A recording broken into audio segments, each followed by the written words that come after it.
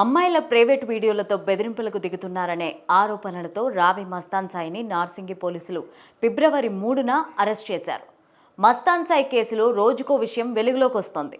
యువతల ప్రైవేట్ వీడియోలు సేకరించి బెదిరింపులకు పాల్పడుతున్నారనే ఈ కేసులో రోజుకో ట్విస్ట్ వెలుగు చూస్తోంది. మస్తాన్ సాయి రిమాండ్ రిపోర్ట్లో పోలీసులు కీలక విషయాలను ప్రస్తావించారు. మస్తాన్ సాయితో పాటు ఆర్జే శేఖర్ భాషా పైన మన్నేపల్లి లావణ్య నార్సింగి పోలీస్ స్టేషన్లో ఫిబ్రవరి 4న ఫిర్యాదు చేశారు. అసలు లావణ్యకు మస్తాన్ సాయికి ఎలా పరిచయం ఏర్పడింది? లావణ్యను కేసులో ఇరికించేందుకే మస్తాన్ సాయి ఆర్జే శేఖర్ ఎందుకు ప్రయత్నించారు? లావణ్య ఆరోపణలపై మస్తాన్ సాయి ఏమంటున్నారో తెలుసుకుందాం. రావి మస్తాన్ సాయిపై లావణ్య ఫిబ్రవరి 2న నార్సింగి పోలీసులకు ఫిర్యాదు చేశారు.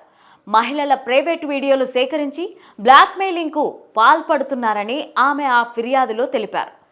ఈ ఫిర్యాదుతో పాటు ఒక హార్డ్ డిస్క్ కూడా ఆమె పోలీసులకు అందించారు.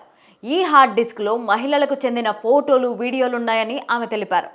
ఈ హార్డ్ డిస్క్ కోసం తనపై దాడి చేసేందుకు తన ఇంటికి వచ్చారని మస్తాన్ సాయి, ఖాజా పైన ఆమె ఫిర్యాదు చేశారు. ఈ ఫిర్యాదు ఆధారంగా మస్తాన్ సాయి, ఖాజాలపైన BNS 329 సబ్సెక్షన్ 4, 324 సబ్సెక్షన్ 4, 109, 77, 78 సెక్షన్ల కింద కేసులు నమోదు చేశారు.